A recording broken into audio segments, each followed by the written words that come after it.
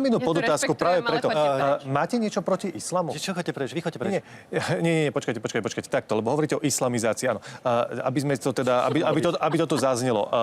Vy máte niečo proti náboženstvu, proti islamu? Pán moderátor, kladiete nesprávnu otázku.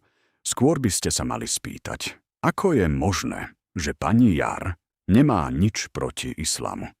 Pretože v tradičnom islame sú manželstvá homosexuálov zakázané. A v niektorých krajinách sú dokonca trestné aj homosexuálne vzťahy. Keďže manželstvá homosexuálov a rôzne iné kuriozity sú ďalšou agendou PS, trocha sa im to bije.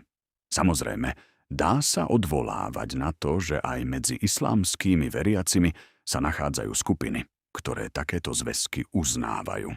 Nikto však nemá v občianskom preukaze napísané, ku ktorej skupine sa radí.